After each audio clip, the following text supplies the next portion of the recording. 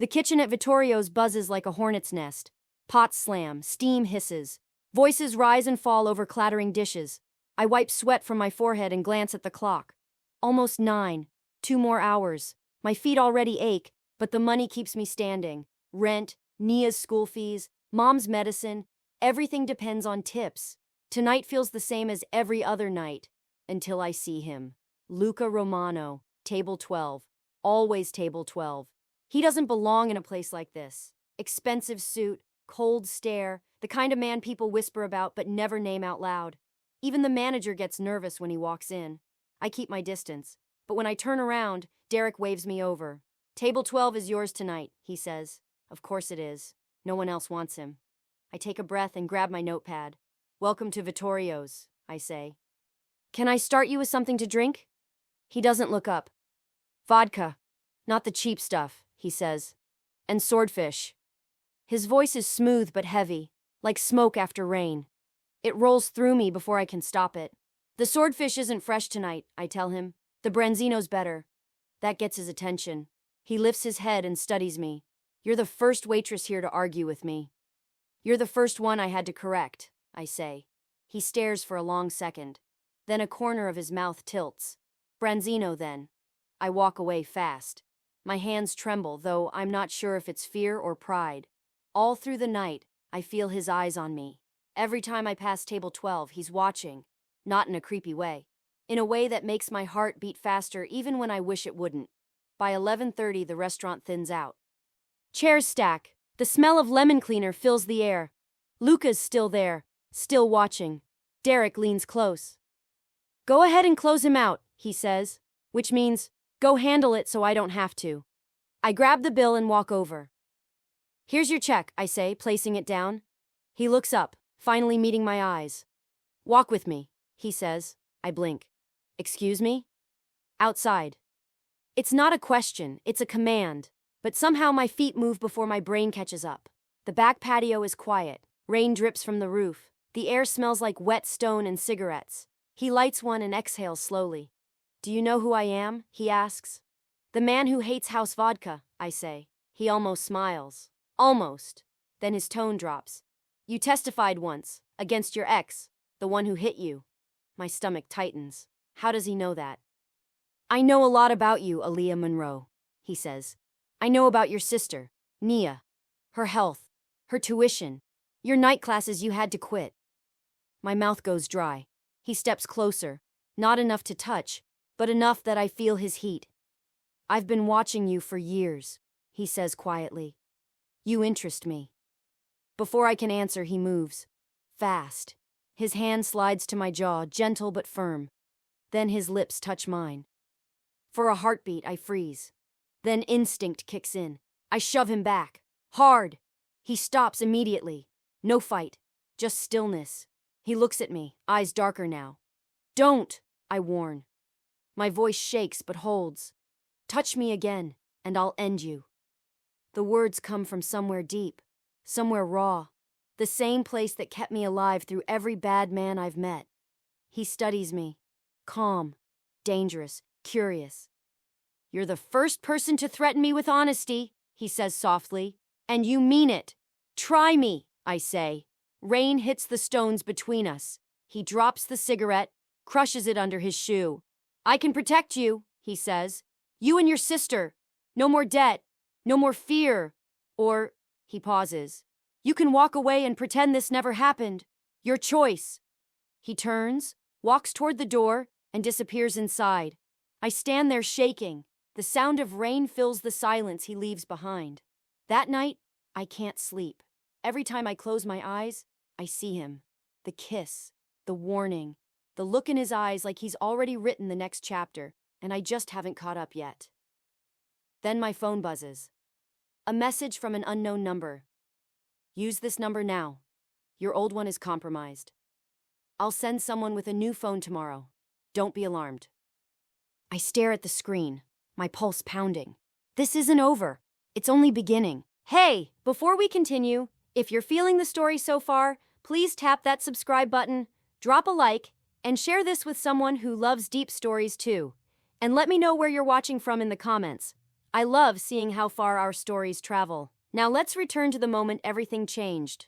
The rain kept falling long after I got home. Streetlights blurred through my windshield, and the wipers kept time with my heartbeat. I parked in front of our small apartment building, sat there for a minute, and tried to breathe. Everything inside me was shaking, not from fear exactly, but from something heavier. I could still feel the ghost of his hand on my face, his voice, that dangerous calm when I pushed him away. I told myself to forget it, to treat him like a nightmare that ends with daylight. But even when I closed my eyes, I saw him. Those dark eyes, that scar, that strange quiet power that made people move out of his way. When I opened the apartment door, the light over the kitchen table was still on. Nia sat there, books spread everywhere, her glasses slipping down her nose. She looked up and smiled. "You're home late." Her voice grounded me, just like it always did. I forced a smile. "Busy night?" I said. Nia stretched her arms. She was 17, brilliant, and already carrying the world on her back. "Did you eat?" she asked. "Not yet." She got up, opened the fridge, and pulled out leftover pasta. The same pasta we'd been stretching for 3 days. "I saved you some," she said. Her thoughtfulness hit me like a punch. She didn't know how hard I was working to keep her in school. She didn't know how close I was to breaking. As I ate, she went back to her notes. Something about MIT scholarship prep. That was her dream, to build things, to fix what other people said was impossible. I loved that about her. It was my job to make sure she never lost it. When she finally went to bed, I sat on the couch and stared at my phone. That text from the unknown number was still there, glowing in the dark. "Use this number now. Your old one is compromised. I'll send someone with a new phone tomorrow. Don't be alarmed." My hand hovered over the delete button. I wanted to erase it, pretend it never came. But I didn't. I turned the phone face down and leaned back. Sleep didn't come easy. Every sound outside made me tense. Every flash of headlights across the wall made my heart jump. By morning, my head throbbed. I poured cheap coffee into a chipped mug and told myself I'd call my manager and take a few days off. When I did, Derek didn't even sound surprised. "Yeah, take the rest of the week," he said quickly, like he already knew something I didn't. That made my stomach twist. By Thursday, I'd cleaned the apartment twice and still couldn't shake the feeling that someone was watching. Every creak of the floorboards made me turn. Every passing car made me peek through the curtain. When the knock came that night, I froze. 3 steady knocks. Not loud, not soft. Measured. I hesitated, then checked the peephole. A man stood there, broad shoulders, gray coat. He looked too calm to be a stranger. "Aaliyah Monroe?" he asked through the door. His voice was deep, polite, practiced. "Yes?" "I work for Luca Romano. I have something for you." My heart sank. I opened the door just enough to see a black box in his hand. Inside it, a new phone. Sleek, unopened. No note, just silence. "I'm supposed to give you this," the man said. "He wanted you to have a direct line in case of trouble." "Trouble?" I repeated. The man's expression didn't change. "Just keep it charged. Someone will check in soon." Then he turned and left. I closed the door slowly, locked it, and leaned against it, my pulse racing. The box sat heavy in my hand, like a choice I didn't want. When Nia came out of her room, rubbing her eyes, I hid the box behind me. "Who was that?" she asked. "Wrong door," I lied. She nodded sleepily and went back inside. I sat at the table for a long time staring at that phone. I told myself I wouldn't open it. But curiosity won. When I turned it on, one message was already there, from Luca Romano. "You shouldn't be afraid. Fear wastes time. Keep the phone on. Don't go anywhere alone." No greeting, no explanation, just orders.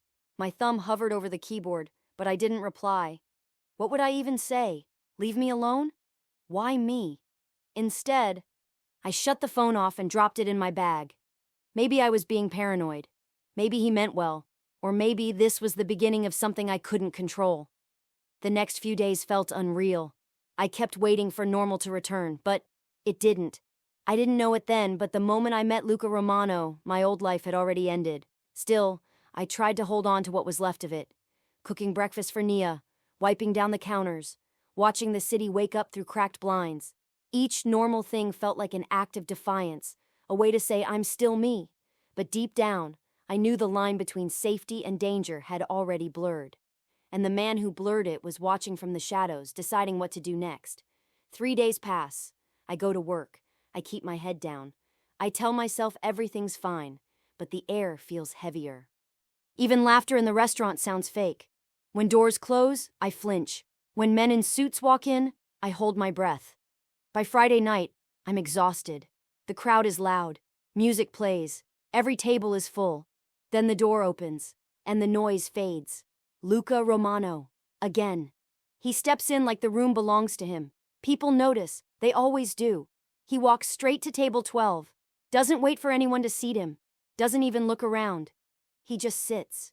My heart starts to race. I tell myself not to look, but I do.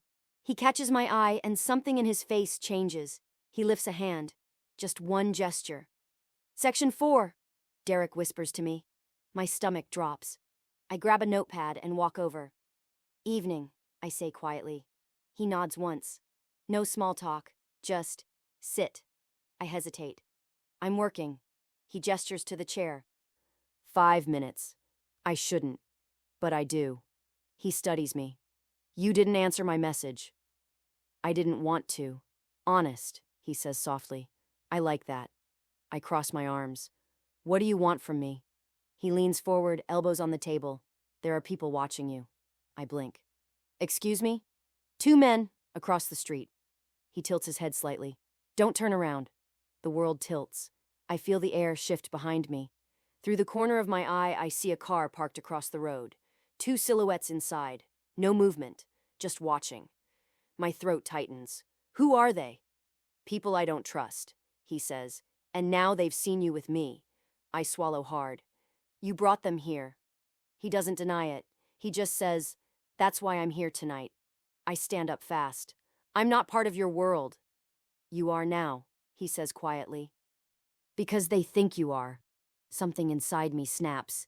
I didn't ask for this. I know, his voice lowers. But choices don't always wait for permission. I step back. He lets me go. No chase, no anger. I go to the back of the restaurant and grip the counter until my hands hurt. Derek watches me. You okay? I need air. Outside, the night is thick with heat. The car is gone, but the feeling stays. That invisible weight between my shoulder blades. When my shift ends, I drive home. My hands shake the whole way. As soon as I park, I see a figure in the shadows by the steps. My heart jumps. Then a voice says, Miss Monroe? A man steps forward. Mid-40s. Sharp eyes. He carries himself like someone used to danger. I'm Dominic, he says. Mr. Romano's associate. I don't answer. He continues, calm. You should come with me, just for tonight. It's not safe here. I laugh once, nervous. Do you hear yourself? I'm not going anywhere with you. His tone stays level. I wouldn't ask if it weren't necessary. Tell Luca I'm done. I can't, he says. He'll come himself if you don't. The sound of that name makes my stomach twist. I glance up at the dark windows of our building. Nia's light is still on. She's home. I'm not leaving my sister. Dominic nods. Then we'll both stay close. Just until morning. He takes a step back, giving me space. I'll be outside. You won't see me, but I'll be here. I don't know why, but I believe him. Inside, I lock every bolt. Nia looks up from her books. You look pale. I'm fine, I lie. Just tired. She studies me for a moment, then goes back to her notes. I sit beside her, pretending to read. Every sound outside makes me tense. Every car that passes feels like a threat. At midnight, the phone Luca gave me lights up. One message. Don't panic. I'm handling it. No greeting, no explanation, just that. I stare at it until the screen goes dark. My heart won't slow down. In the morning, Dominic is gone. The street is empty again. But the fear stays, the kind that lingers like smoke. When I go to work that night, the restaurant feels different. Colder. Luca doesn't show up. Neither do the men in the car. But I can feel their absence like pressure in my chest. That's when I realize something important. I can't pretend this is over. I'm in the middle of it now. Whatever this is, it's already moving. And I don't get to step aside. The next week crawls by. I work my shifts. I smile when I'm supposed to. But my mind never stops racing. Luca doesn't come to the restaurant, not once. It should be a relief. It isn't. Every night I check behind me. Every mirror, every window, every parked car. I feel watched, even when no one's there. And maybe that's the point. By Wednesday, sleep feels like a rumor. I keep seeing that message. Don't panic, I'm handling it. Handling what? What did he drag me into? That night, Derek pulls me aside.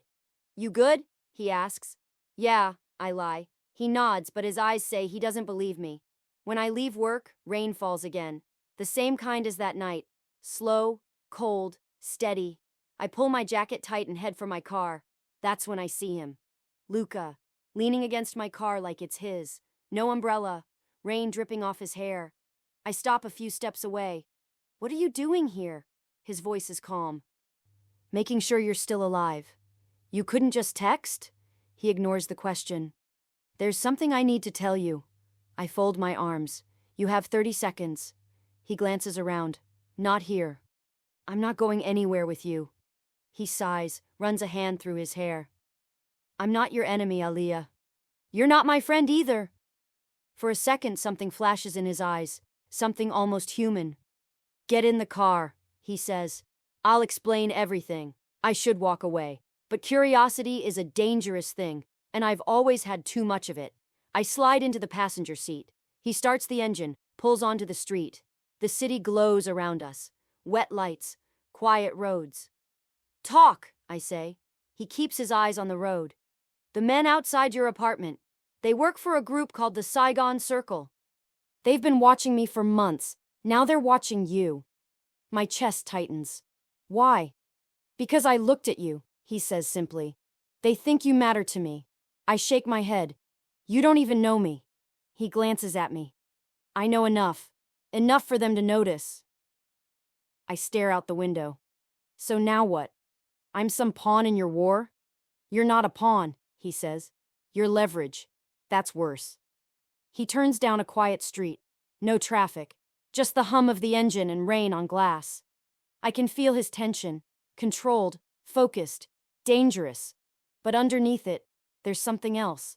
Something almost protective. We stop at a light. His voice drops. They'll test you, Aaliyah. Try to scare you. You need to be careful. Don't talk to anyone you don't know. Don't go anywhere alone. I look at him. Why are you telling me this? Because I started this, he says, and I'm going to finish it. Silence fills the car. The light turns green, but he doesn't move. He just looks at me, like he's trying to memorize something. Finally, he pulls over and parks near the edge of the river. Water glows from streetlights, rippling gold. I didn't mean for you to get caught in this, he says quietly. You were supposed to stay invisible. Too late, I whisper. He leans back, eyes on the water. When I was a kid, he says, my father used to tell me there are two kinds of power, the kind that destroys and the kind that protects. I learned both. I just never learned how to tell them apart. I don't say anything, because for the first time, I hear regret in his voice. Not guilt, just weariness. He turns to me. Go home. Keep that phone close. If anything happens, call me. Doesn't matter what time. Before I can argue, he opens the door, walks into the rain, and disappears down the street. I sit there, heart pounding, wondering if I just saw the real Luca Romano, or just another mask. When I finally get home, Nia's asleep on the couch, her textbooks scattered around her. I tuck a blanket over her and sit beside her quietly. The room feels too still, too fragile, like one wrong move could break the life we built. I glance at the phone on the table, the one he gave me. It's silent, but I know it's not really off. It never is. Before bed, I look out the window. There's a black car parked across the street again. Same one, same two shadows. Only this time, I don't call the police. I don't call anyone. Because deep down, I know Luca was right. I'm already part of this, and there's no walking away now. Morning breaks slow. Gray light seeps through thin curtains. The city hums awake. I don't. I barely slept. Every time I closed my eyes, I saw that black car. Those two silhouettes sitting there like ghosts that forgot to blink. I check the window again. Empty street. For now. Nia stirs on the couch. Morning, she mumbles. Her hair's a mess, but she's smiling. That smile is everything I'm fighting for. I force one back. Morning, she pours cereal. I've got that interview with MIT's mentor program today. I nod. Call me when you're done. She squints at me. You okay? I lie again. Fine. When she leaves, I finally breathe. Then I grab the phone Luca gave me. It feels heavier today. Like it knows something I don't. I scroll through messages. Still blank. But when I press the power button, a new text flashes across the screen. Be ready at noon. Don't ask questions. LR. I stare at it. Every instinct tells me not to go. But something stronger, curiosity, maybe survival, keeps me from deleting it. At noon, a black SUV pulls up in front of the building. Tinted windows. No plates, of course. The driver steps out. It's Dominic. He looks worse than before. Arm in a sling, jaw tight. Get in, he says quietly. Where are we going? Safe place. I hesitate. But Nia's at school. And if Luca sent him, maybe I need to listen. We drive in silence for 20 minutes. Out of the city. Into narrow streets lined with warehouses. It smells like salt and metal. When the car stops, Dominic opens the door. Inside, I step out and see Luca waiting. He's standing beside a black motorcycle. Suit jacket off, sleeves rolled up. The scar on his jaw catches the light. You came, he says. I shouldn't have, I reply. He almost smiles. But you did. I cross my arms. Why am I here? He nods toward a small building. Because I need you to see something. We walk inside. The air smells of dust and oil. Desks, screens, files, men moving quietly with purpose. This is one of my operations, he says. The circle's been bleeding us, stealing shipments, taking people. People? I echo. He looks at me. Dominic's wife, 2 of my men. They're gone. I feel a chill. What do they want? Control, he says simply, and information. He points to a file on the table. A photo clipped inside catches my eye. It's me. Same uniform, same restaurant. Taken from a distance. 2 weeks ago. My stomach drops. What is this? They've been tracking you, Luca says. They think you're my weakness. I slam the file shut. Maybe you should have left me alone then. He doesn't flinch. You're right. I blink. What? He meets my eyes. You were a waitress. You deserved peace. I ruined that. But now that they've seen you, walking away isn't an option. Anger burns through my fear. So, what? I'm your responsibility now? No, he says quietly. My liability. Something cracks in me at the honesty of it. I take a step back. I don't want his protection if it means being owned by it. I'm done, Luca. I'm not your problem. I'm not your leverage. I'm not your... Before I can finish, a gunshot cracks through the air. Glass explodes. Men shout. Luca moves fast. He grabs my arm and pulls me down behind a steel desk. More shots. The windows shatter like paper.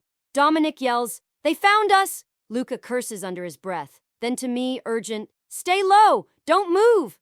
I can't even breathe. Bullets echo. Somewhere outside, engines roar. Luca draws a pistol from his holster and fires back through the broken window. 2 quick shots. Precise. Cold. Then silence. He stands slowly. Dominic checks the perimeter, then nods. They're gone. My ears ring. My hands shake. What was that? Warning, Luca says simply. They know I care whether you live or die. I told you, I didn't ask for this.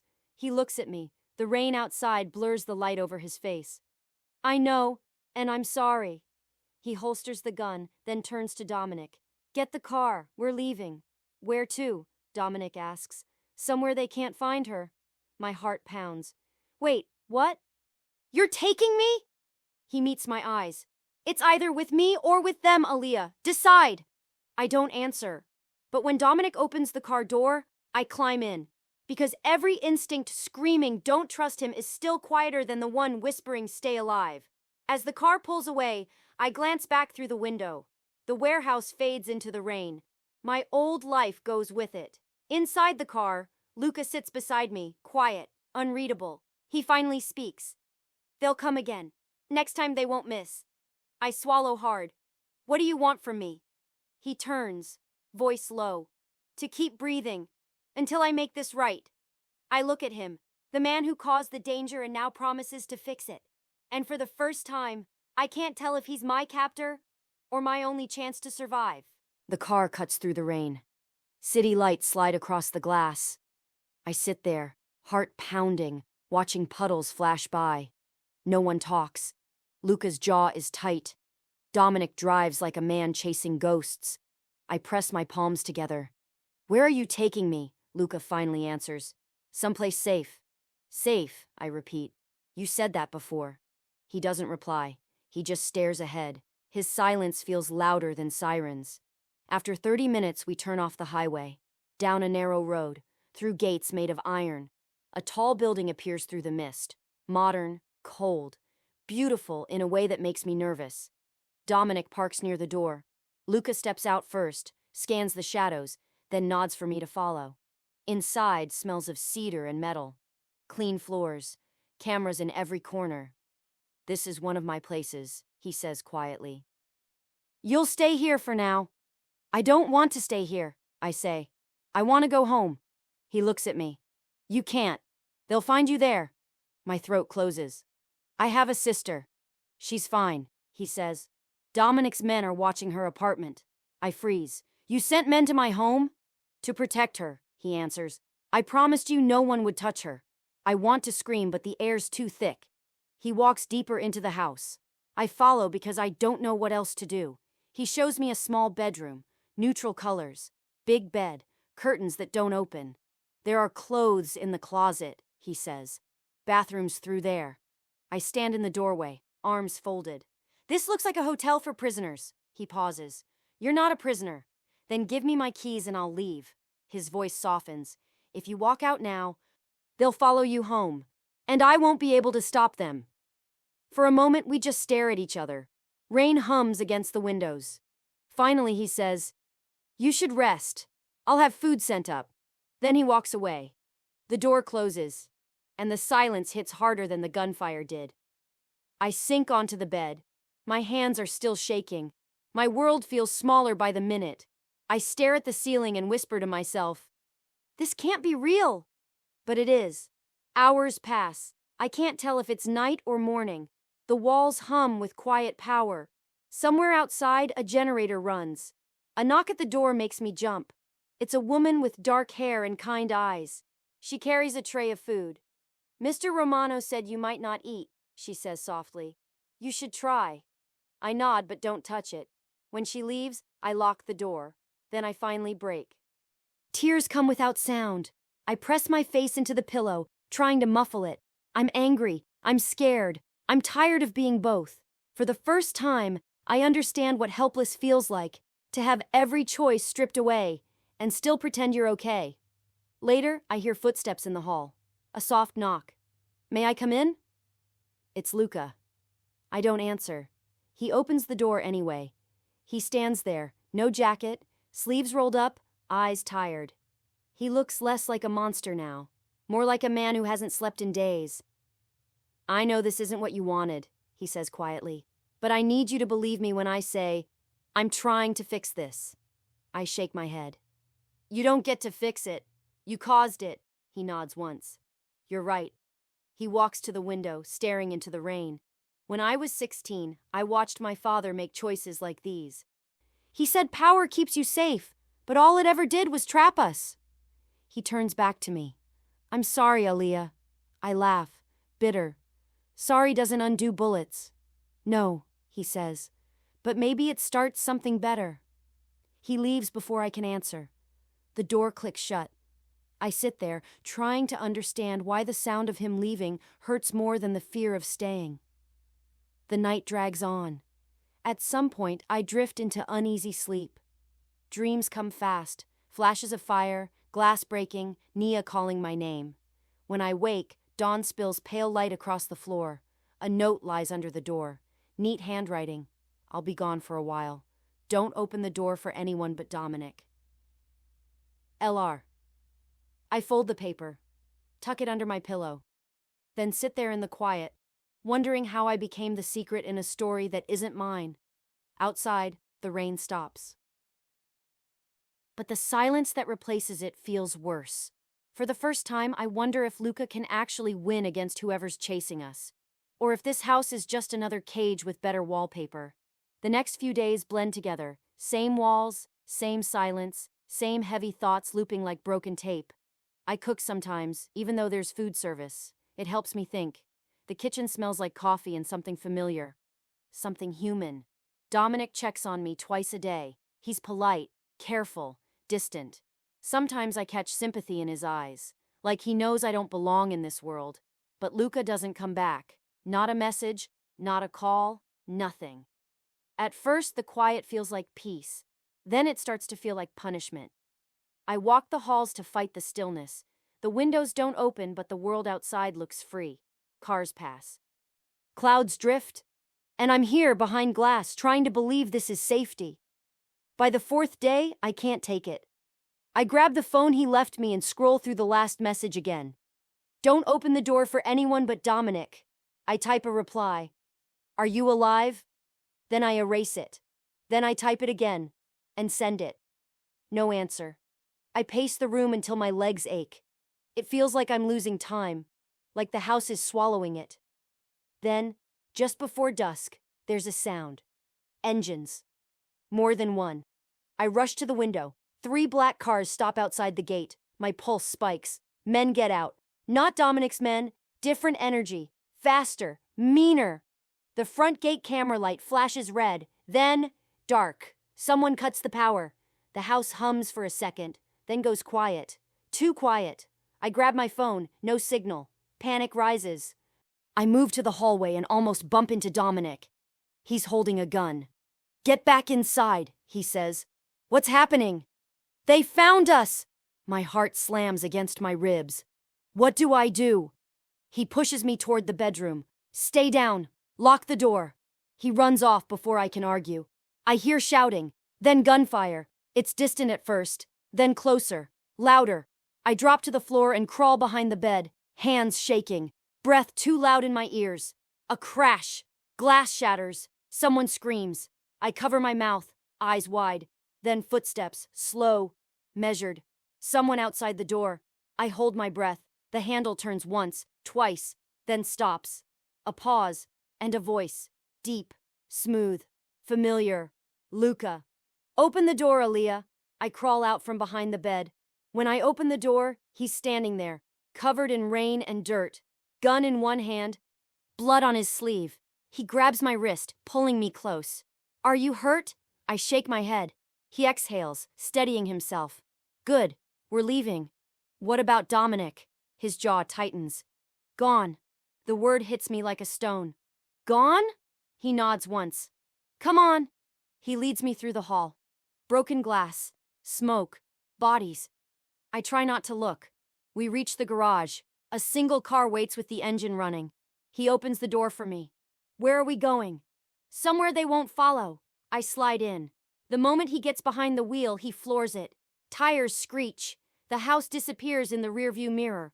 For a long time, neither of us speaks. Just the hum of the engine in the rain. Then he says, I should have told you more. About what? About why they want me dead. I turn to him. Then tell me now. He exhales slowly. My father built this empire. The Saigon Circle wants to take it.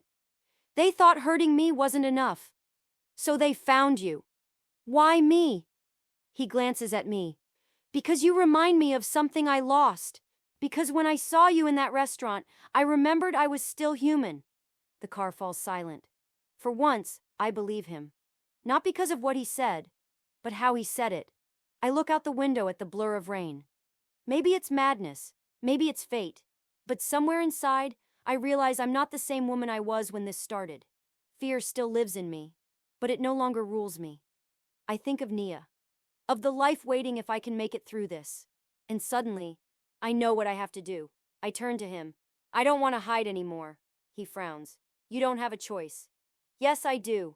I meet his eyes. I can help you stop them. I can fight back. He almost smiles. You think you can outsmart killers? No, I say. But maybe I can outsmart the way they think. He studies me, then nods slowly. Maybe you can. For the first time, there's respect in his voice.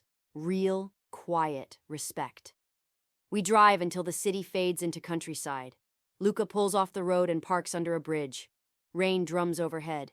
He looks at me. You want to help? Then start by trusting me. I don't trust you, I whisper. I know, he says, but you will. He hands me a flash drive, small, silver, cold. What's this? Proof, he says. Names, deals, everything the circle's done. If I die, you give this to the FBI. I hold it tight. It feels like a key and a curse.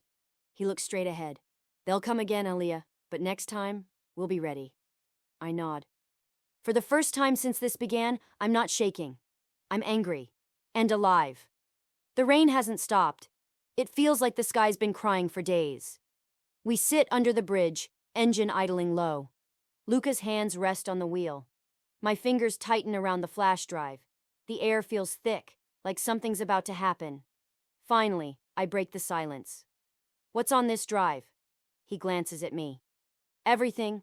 Names, payments, locations, enough to end the circle for good. Then why not just give it to the police? He shakes his head. The system doesn't scare them. Exposure does. He looks at me, eyes dark but calm.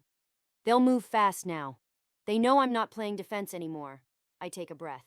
So, what's the plan? He studies me for a long moment. Then, we make a deal. With who? With the people hunting us. I stare at him. That's not a plan. That's suicide. He gives a small, tired smile. Sometimes they're the same thing. We drive again, through empty roads, past flickering streetlights. The city rises in the distance, tall, cold, glittering. By the time we stop, it's past midnight.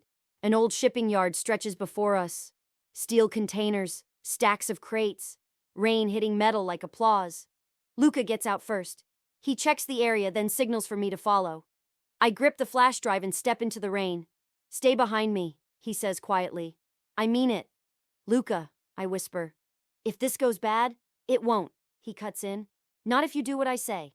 We walk toward a warehouse at the edge of the yard. Lights glow inside. Voices echo. Men waiting. He pushes open the door. At least a dozen of them stand in a semicircle. Black suits, guns, eyes like knives. One man steps forward. Tall, gray suit, cold smile. I know right away he's the one in charge. Luca Romano, he says. You're late.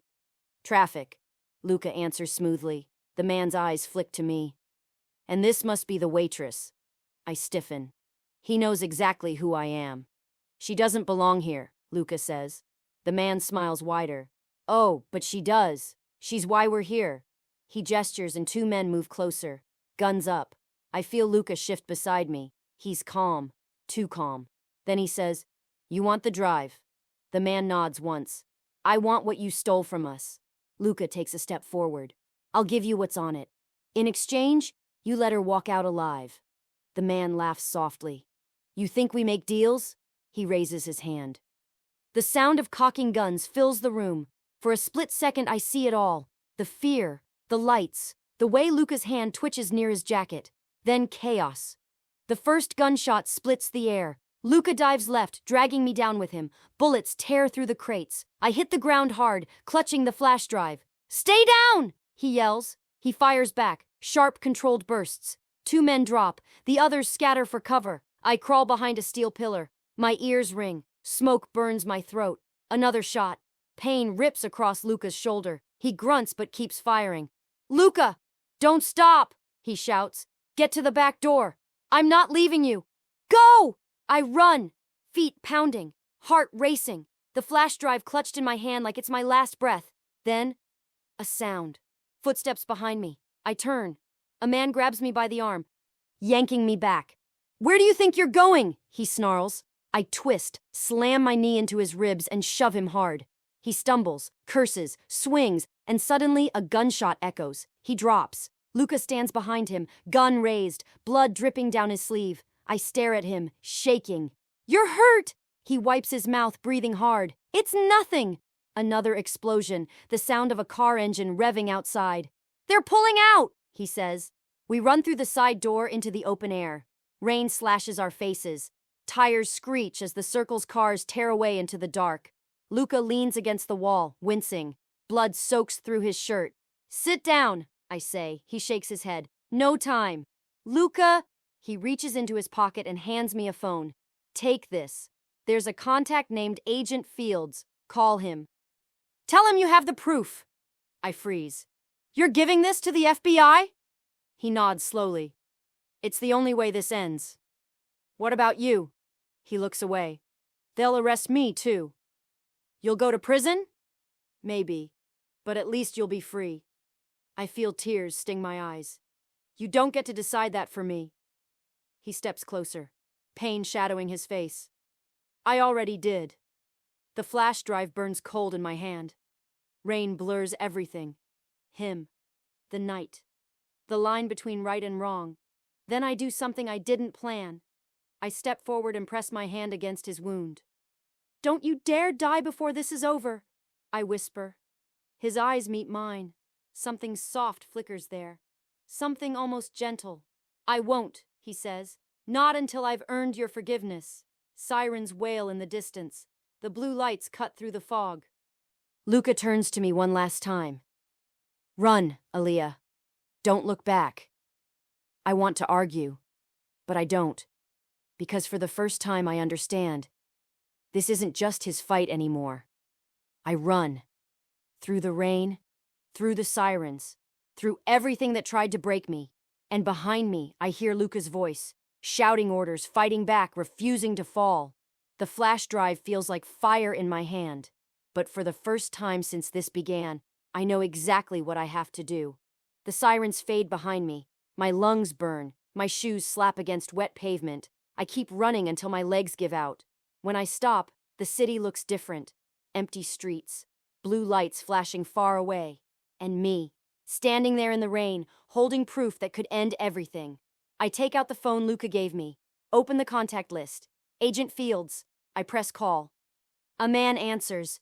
Who is this? My name is Aaliyah Monroe, I say, my voice shaking. I have evidence on the Saigon Circle. Luca Romano sent me. He goes silent for a beat. Then, his tone changes. Where are you? I tell him. He says, stay there, don't move. Minutes later, headlights cut through the rain. A black SUV stops beside me. 2 agents step out. One of them, Agent Fields, takes the flash drive from my hand. You're safe now, he says. I almost laugh. Safe. I don't even know what that means anymore. They drive me to a quiet building downtown. Questions, paperwork, photos, signatures. Hours pass like days. When it's over, Fields sits across from me. He looks older than I expected. Tired eyes, steady voice. Romano turned himself in, he says. He's being questioned right now. My chest tightens. He's alive? For now, Fields says. He gave us enough to bring the circle down. Dozens of arrests in the last 2 hours. I sit there, numb. All the noise inside me goes quiet. Then I ask, what happens to him? Fields looks at me for a long time before answering. That depends on how much truth he tells. I nod slowly, because maybe that's what this has always been about, the cost of truth and who's willing to pay it. They let me leave before sunrise. The air outside smells clean, cold, new. I walk for a while, no destination, just walking. When I reach the old bridge, dawn is breaking over the city. Light spills across the water, soft, gold, quiet. I sit on the rail and let it wash over me. For the first time in weeks, I can breathe without looking over my shoulder. My phone buzzes. A message. Unknown number. I already know who it's from. You kept your word. Thank you. Take care of Nia. LR. I stare at the screen until it blurs. Then I smile. A small, real smile. Because even if we'll never see each other again, I know he meant it. Later that day, I go home. The apartment still smells like Nia's vanilla candles.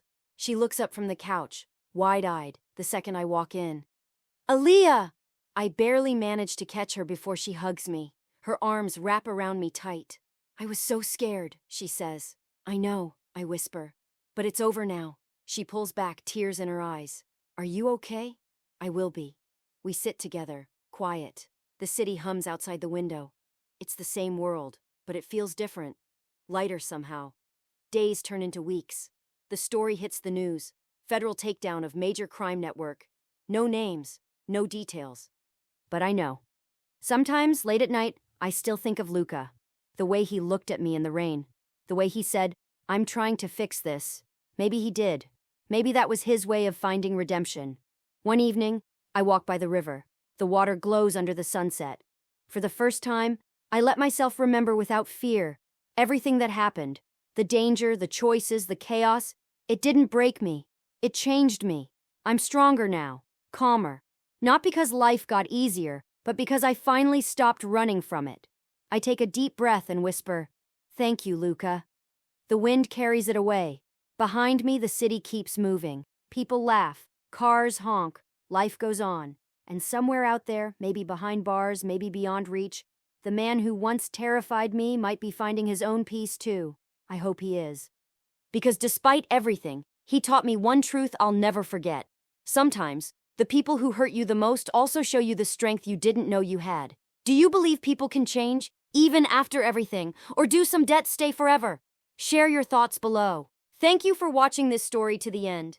If you enjoyed this story, you will surely love the next one. It's as crazier and more intriguing as you can ever imagine. So do check it out. Click on the image showing on your screen right now to watch the next one.